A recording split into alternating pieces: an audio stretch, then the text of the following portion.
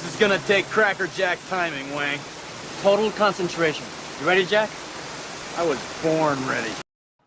So I have promised this video to come out last week, and obviously there was so much news coming out at the end that I just wasn't able to put it out. And, you know, some of these things are more evergreen and you kind of put them off. But today I'm going to talk about my 10 favorite comic book characters. This was a video that was requested by one of the viewers. And if you have a video you would like me to do, whether it be a top 5, top 10 list, or just a subject you're interested in me covering on the channel, whether it just be me or I'll bring somebody in and talk to them about it, just let me know in the comment section. I am always anxious to hear from the viewers and what do you guys want to hear? If you have a great topic, I will definitely love to cover it right here on the channel. So today I am going to talk about my 10 favorite comic characters. And I'm going to say there's a pretty even mix of DC, Marvel, maybe a little bit even more heavy on the indie comic characters as far as that goes. And I think you're going to see by my top 4, you're going to see that I have a strong interest in a certain weapon apparatus. When we get there, I think you'll see that there's a trend, at least between number 2, 3, and 4, and number 1 even has that characteristic about them as well. But, you know, why waste time? Let's get into my 10 favorite comic book characters, and I definitely want to hear about your 10 favorite comic book characters. And I am going to go and cheat on my number 10. I'm going to say both Batman and Superman. I didn't want to put either of them really in the top 10 because I do love both characters so much, but it's almost like pick and chalk. These are probably the 2 most influential and important comic book characters in the history of the industry, and for good reason. In my opinion, to this day, there is not a better comic book superhero than Superman, and there's not a more interesting comic book superhero than Batman. Obviously, they have both evolved probably at different paces over the years. I think Batman has certainly evolved as a character more than Superman. But I like where they started out. I certainly like, for the most part, where they are today. Although it has been a bit of a spell since we've had a really good Superman run. It's been a few years now. Back in, what was it, like 2016, 2015, or 17, you probably, if you're a Superman fan, you were in like Superman heaven. Because you had Superman by Peter J. Tomasi, you had Action Comics by Dan Jurgens, and you had Super Sons by Peter J. Tomasi and Patrick. I think Patrick Gleason was also writing Superman, but that was a great time to be a Superman fan. So you don't have to go back that far to enjoy Superman. And if you're a Batman fan, you know, essentially since the 80s, he's got the best set of stories. Every great character or creator gets to take a crack at Batman. We've had so many wonderful stories. Now, if I'm going to give you some of my personal recommendations, and I am, for each and every one of these characters on some of the stories that I think are the best and most impactful, I would say just overall, probably my favorite story, I guess it's 2 stories. It's Jeff Loeb, Tim Sale. It's The Long Halloween and Dark Victory. I think that is a wonderful story with the sequel. Obviously, I believe there's a 3rd one. I haven't read that one yet. I did do an entire video talking about The Long Halloween and Dark Victory with my good friend Josh, the comic book scholar. Hopefully have him back on the channel here real soon. Also, another Batman story I would definitely recommend. I believe this is what got him the Batman gig during the New 52, and that is Scott Snyder's The Black Mirror. I think Jock is on art on that. If The Long Halloween, Dark Victory are a classic, what Batman is as a detective, The Black Mirror is like the best illustration of like how dark Batman could get. Like that is a really dark, disgusting story. Really enjoyed that one. Obviously, you have your classics out there, but just want to go off the beaten path. Those are the 2 that I would recommend. As far as Superman goes, my favorite personal Superman story is Up, Up, and Away. I believe that's written by Jeff Johns and Kurt Busiek. That was an ongoing story between Action and Superman. Absolutely amazing story. Really gets who the character of Superman is after he loses his power. That it's not Superman that's really the superhero. That's actually Clark Kent. He's a superhero in his own right. Love that story. And the most recent one that I would recommend is actually Man and Superman from Marv Wolfman. I guess that was written like 20, 25 years ago, was sitting in a shelf. They brought it back, released it as a 100-page special. It was my favorite comic story of 2020. I think it's amazing and definitely worth a gander. Now let's get to my number 9 favorite comic book superhero, and that is Daredevil. We've definitely covered him plenty here on the channel. I just talked to Joe Corallo about how Daredevil is the one character Marvel can't seem to screw up. There's really a lot to love about this character. Obviously, he's a disabled superhero, has a wonderful character design that has barely changed it all over the years, and just so many wonderful creators creative minds have taken a go on Daredevil. And essentially, you kind of get the same story over and over, but it's classic. It really fits the character. He's always taken to, his bottom rung and has to build himself back up. Just wonderful quality storytelling. Obviously, I'm going to go chalk on this one because Born Again is essentially, well, it's not essentially, it is my fourth favorite comic story of all time. The magnificent Frank Miller with Mazzucchelli on art.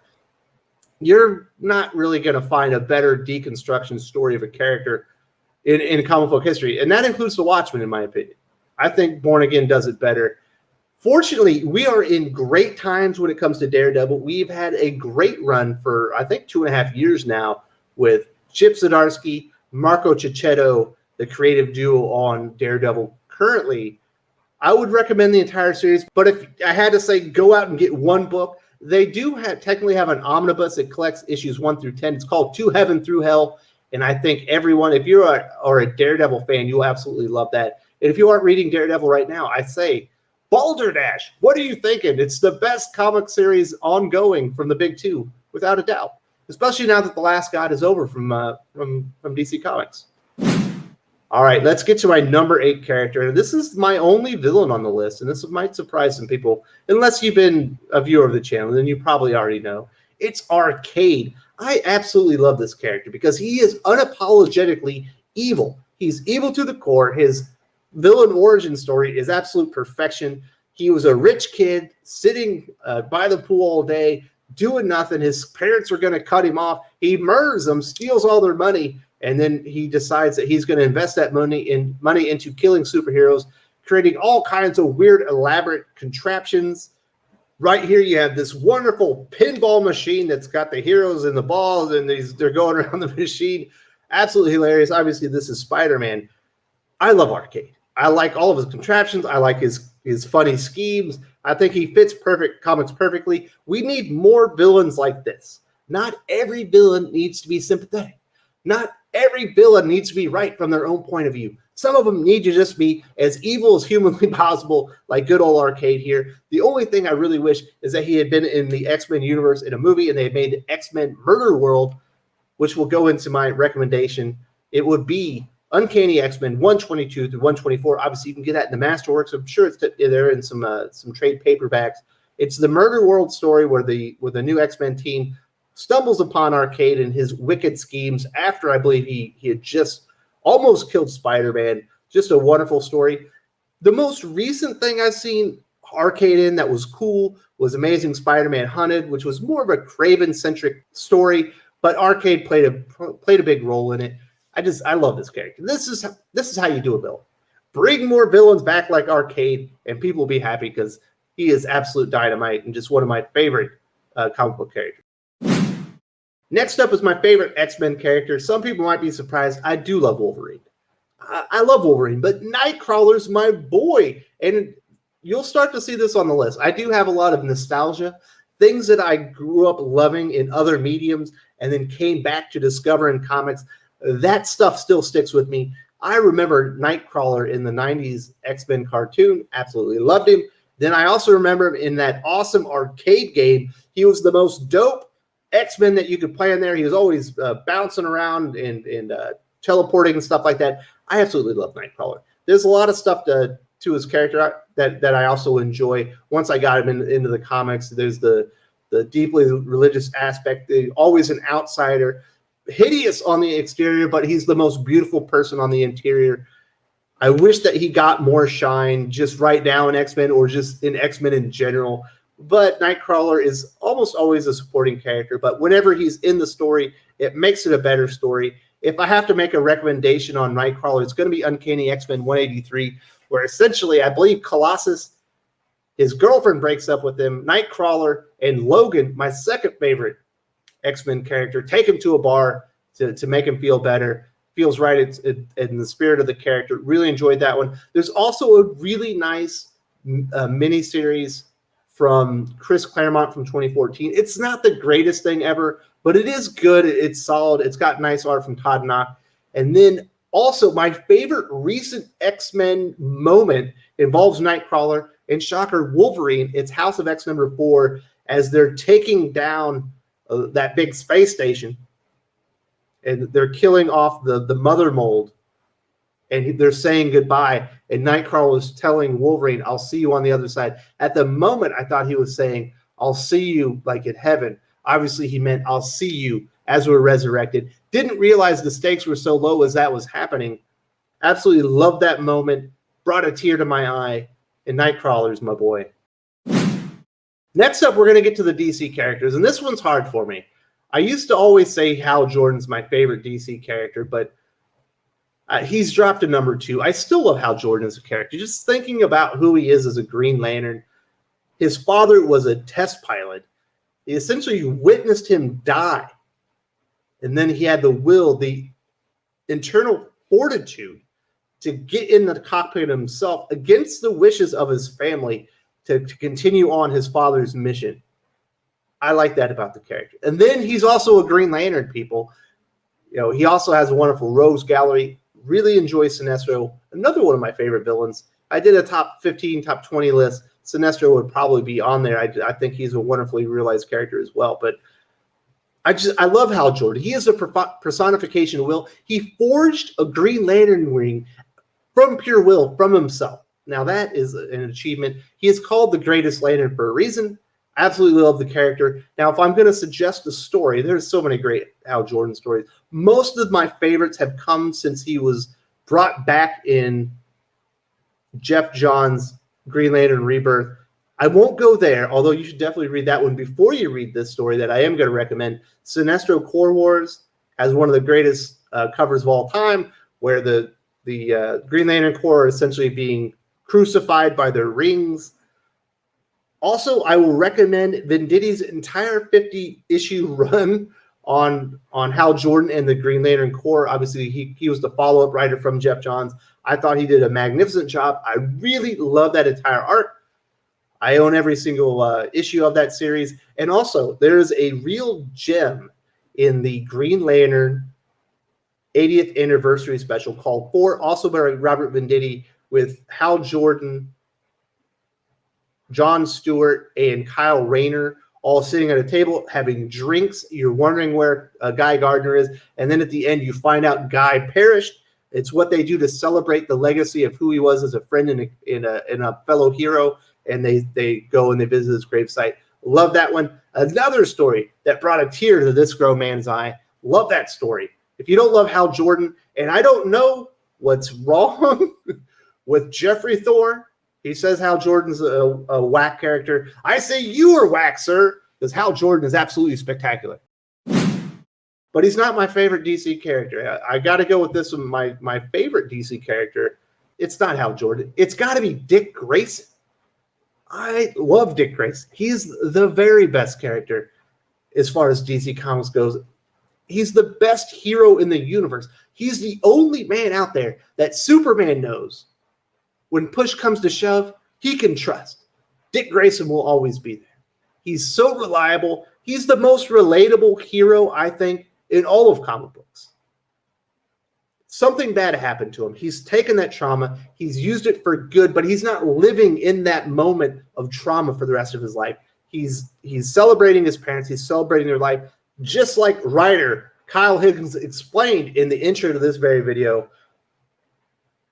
Now, I know the ladies like him because apparently he's got a nice body. Apparently he's a quite handsome character. I could care less. They could burn his face off with acid. He would still be my favorite character just because of the quality of the character and who he has become over time. Obviously, there's been a lot of work that's went into that. Probably the most influential writer as far as Robin goes is Chuck Dixon. My favorite Dick Grayson story, the one that I'll recommend, is Robin Year One. I think he just did a fantastic job with that story. My favorite version of Dick Grayson is Nightwing. But if you go back and see him in his Robin years, just a wonderful character progression. Also, if I'm going to recommend something more recent, it is going to be by Kyle Higgins. And it's kind of an Elseworlds tale, Nightwing the New Order, where essentially what's happening in DC Future State with the Magistrate happens, except the Magistrate is Dick Grayson. The capes go too far. He brings order to Gotham by basically taking down all the heroes. And I really like them showing and highlighting that Dick Grayson is a very capable hero. And if he had to, he could take everybody out too. It's not just Batman. I love Dick Grayson as a character. He's not just the mentally healthy version of Bruce Wayne. He is his own character. He has his own legacy. He's been in DC Comics for 80 years as well. He deserves a bigger spotlight, in my opinion, and he is an absolutely wonderfully realized character. And probably, no, not probably, he is my favorite single character in the Big Two. Now, this next one easily has the least amount of stories. And the way I discovered Rye was I was reading Exoman War. He might come up on this list here in a bit. And there was advertisements for this new Rye series. It's one of the few times it's happened to me when I saw something, I was immediately attracted to the character, and I realized I finally had found what I didn't know what I was looking for.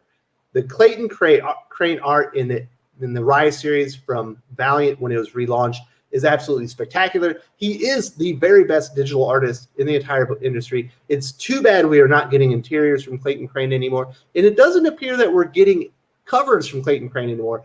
I think he kind of might have left the industry. He might be working outside of comic books right now.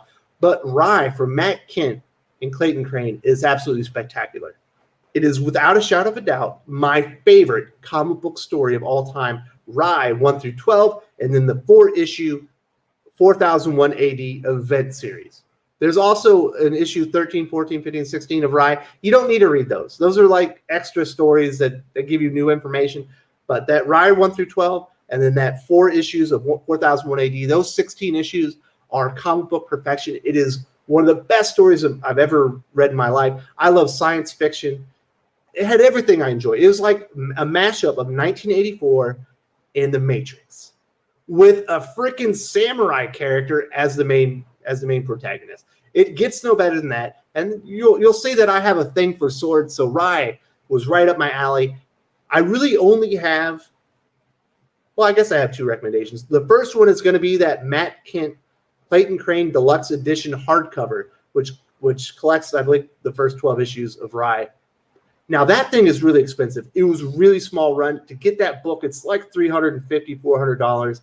If the channel ever blows up enough and I just have money to burn, I'm getting that book because I want it so bad, but it's so expensive. Also, just the 4001 AD trade paperback. Go read that after you read the deluxe hardcover edition, and you will be in science fiction nirvana. Rye's such a good character. Tragically underused. The current Rye that's in Valiant sucks in comparison, but it's still okay. Much better than what they're doing with Exoman War. My number 3 character definitely comes from nostalgia.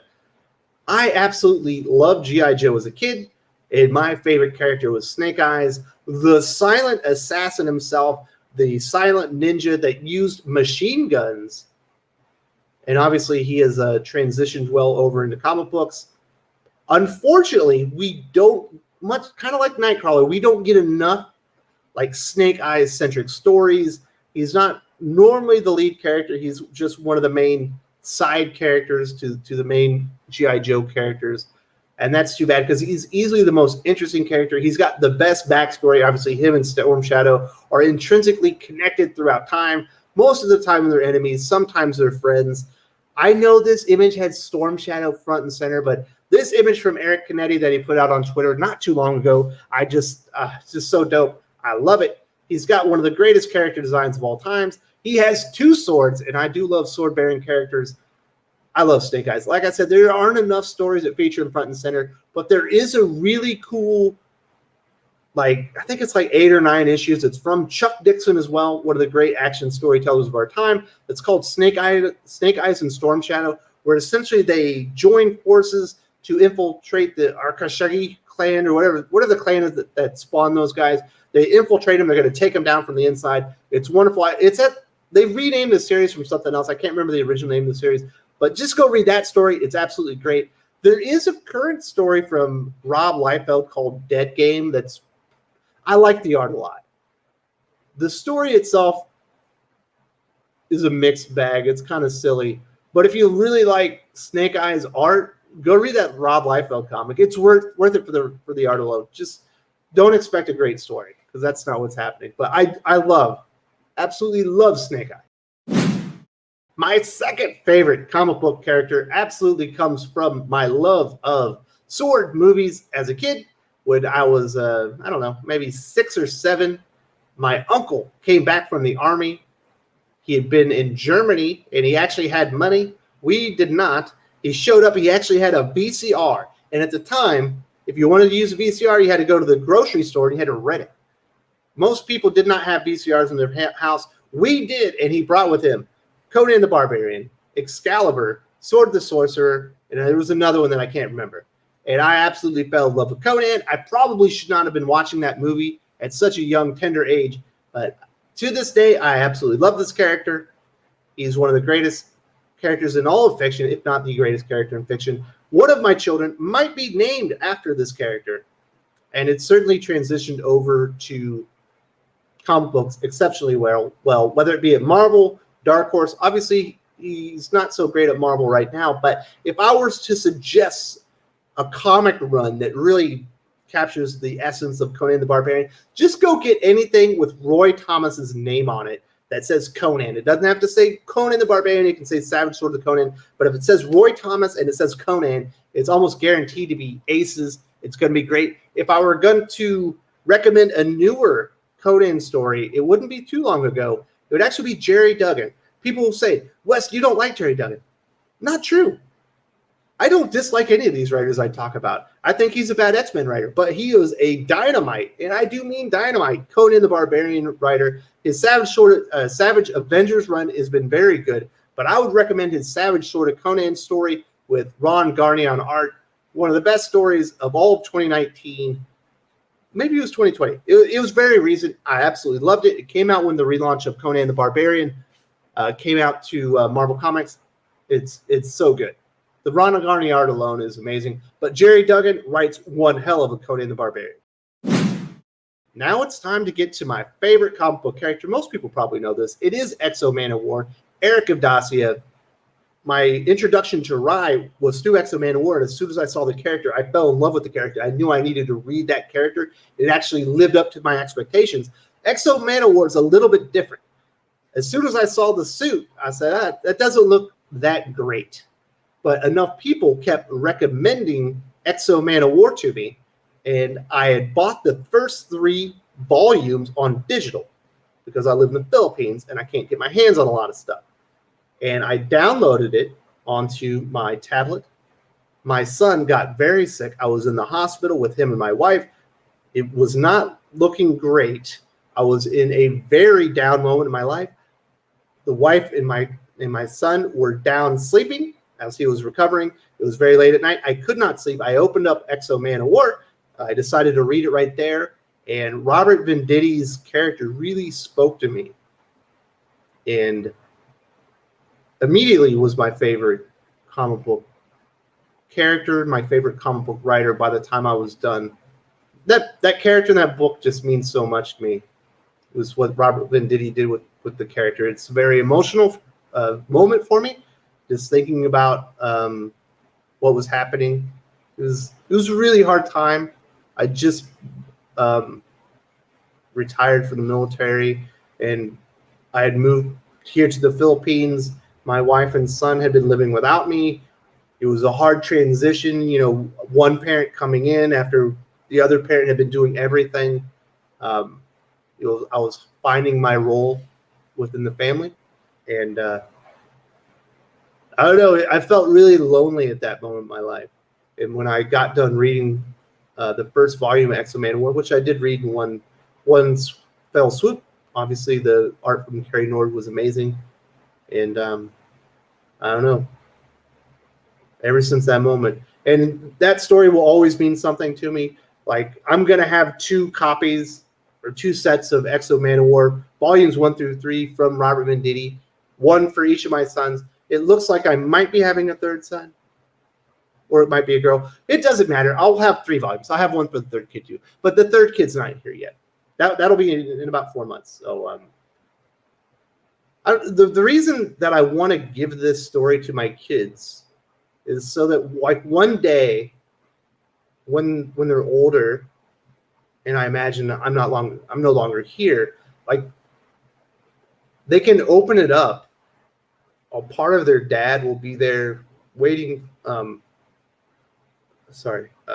them to discover, kind of thing. And that's why he's pretty much my favorite comic book character. And if you have not read Robert Venditti's Exoman War, fantastic. Another 50-issue run with that character. So many good things happen. Me personally, I would recommend the Venditti Deluxe Edition hardcover. That one's less pricey than the Rye one. I believe it collects issues 1 through 14. The first 3 trades, all fantastic stuff. One of the greatest stories. My second favorite comic story ever after Rye.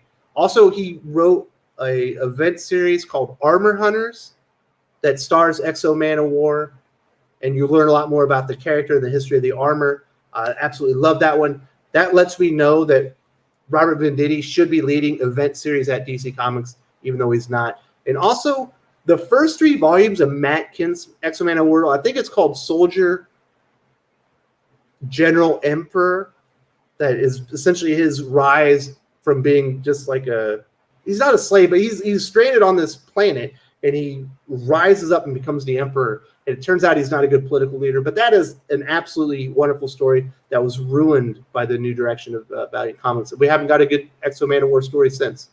The current one sucks, but that character means a lot to me.